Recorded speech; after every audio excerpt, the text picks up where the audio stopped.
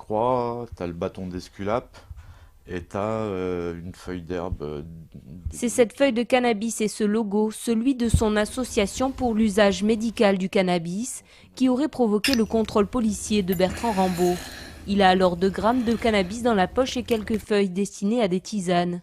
Atteint du sida depuis 30 ans, le cannabis qu'il consomme à l'aide de cette machine lui permet de mieux supporter sa trithérapie.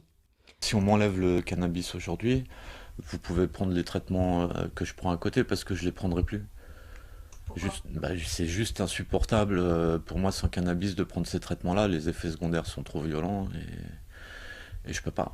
Donc le cannabis me permet de prendre des traitements qui me maintiennent en vie et qui me permettent de vivre dans une pseudo-harmonie avec ce virus. Pour son ancien médecin, le cas de Bertrand est loin d'être isolé. Les démarches judiciaires ne règlent pas le problème. La démarche n'apportera rien ni à la société, ni surtout au patient lui-même qui bénéficie vraiment de ce type de produit. Donc on est un peu triste.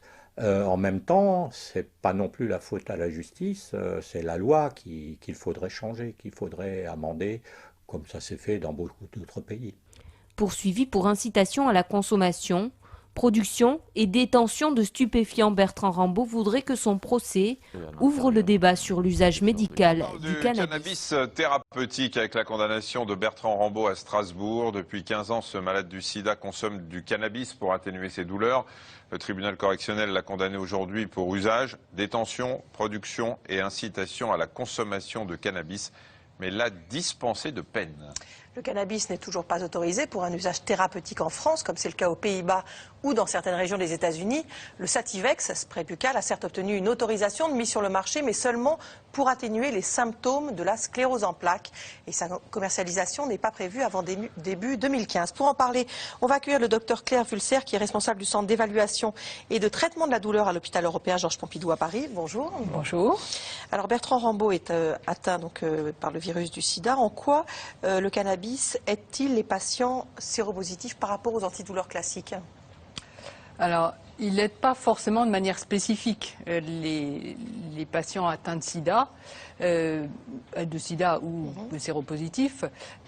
C'est un produit qui est utilisé effectivement dans de nombreux pays, à visée antalgique, mais aussi pour tout un tas d'autres indications, comme le fait de redonner de l'appétit, ce qui était beaucoup utilisé chez les patients sidéens, justement, mais aussi donc, dans la sclérose en plaques, comme vous l'avez dit, par rapport à la spasticité. Et un des problèmes qu'ont beaucoup des patients maintenant séropositifs, c'est effectivement, c'est plus des douleurs musculaires. Ce qui est important dans ces types de douleurs-là, c'est qu'il faut voir d'où est-ce qu'elles viennent. Il y a 15-20 ans, à la pire époque du sida, effectivement, à ce moment-là, les patients avaient énormément de douleurs et liées au virus, mais aussi liées aux thérapies qui étaient censées le contrôler. Et par rapport à ces douleurs-là, qui étaient vraiment très difficiles à contrôler, on avait très peu d'arsenal thérapeutique. Et le cannabis faisait effectivement partie de ça. À l'heure actuelle, dans les patients qui sont atteints de sida maintenant, avec les nouvelles thérapeutiques, on a beaucoup moins ces problèmes de douleurs incontrôlables. Et donc maintenant, c'est beaucoup plus des douleurs séquelaires pour des patients qui effectivement ont contacté le virus. Voilà. Alors, il n'en demeure pas moins qu'il y en a qui se traitent quand même avec ce cannabis. Vous avez déjà eu des patients qui vous disaient en prendre pour soulager leurs douleurs. Ils se le procurent comment? Parce que c'est pour ça qu'il a été condamné aussi, parce qu'il le cultivait lui-même. Ça lui coûte moins cher que d'aller en acheter. Oui, ça c'est sûr que, quoi qu'il y ait des études qui montrent que de le cultiver soi-même, ça ne revient pas très cher. La loi étant telle qu'elle est en France, pour l'instant, on n'a pas le droit de promouvoir ça.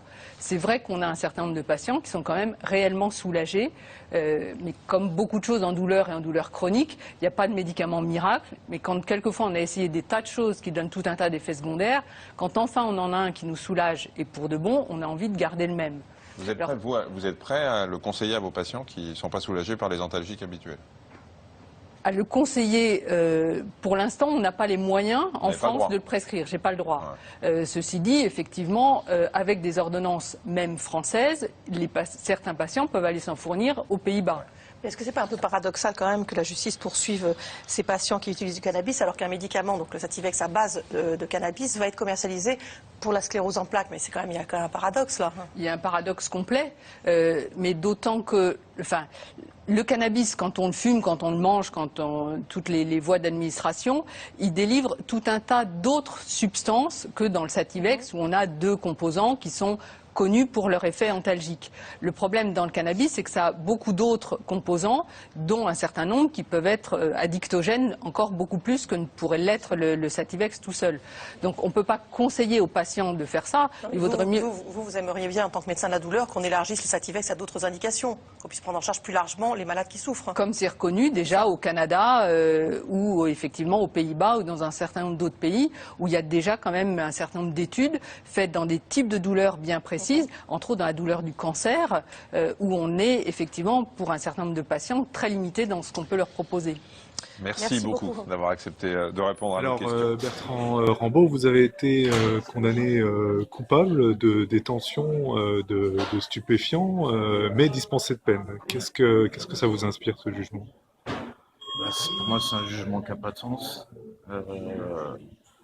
Et pour moi, la seule décision qui aurait du sens, c'est une relaxe. Je ne peux pas accepter d'être condamné pour avoir désobéi à une loi qui me met en danger. Donc, condamné à pas de peine parce que je viole une loi qui me met en danger de mort, je ne peux pas l'accepter. Donc voilà, pour moi, c'est une décision qui manque un petit peu, je pense, de courage. Parce que je pense qu'aujourd'hui, le tribunal a loupé l'occasion d'envoyer un message fort aux politiques. C'est-à-dire que cette loi est inapplicable de toute façon. Et qu'elle l'est encore plus quand ce sont des malades devant les tribunaux. Et que donc, je pense que là, voilà, on va continuer et j'espère qu'en appel, on aura une taxe. Et autrement, on ira jusqu'au bout. Parce que ça fait 10 ans, plus de 10 ans, enfin ça fait combien? 30 ans que vous militez contre... Bah là, ça fait 15 ans que j'utilise le cannabis pour me soigner. Et ça fait au moins 5 ans que je milite pour le cannabis médical. Et alors du coup, est-ce que cet épisode judiciaire que vous subissez malgré vous, est-ce que vous allez essayer de faire en sorte que ce soit le déclencheur juridique qui permette une évolution de la législation? Je ne sais pas si ce sera le déclencheur qui fera que la législation va changer. Mais moi, j'aimerais bien que les politiques sortent un peu de leur inertie et qu'ils constatent, comme le constatent régulièrement les tribunaux, que la loi de 70 est inapplicable pour les malades. Vous faites partie des gens qui sont à l'origine de la possibilité pour la France de commercialiser des médicaments qui utilisent le cannabis comme effet thérapeutique.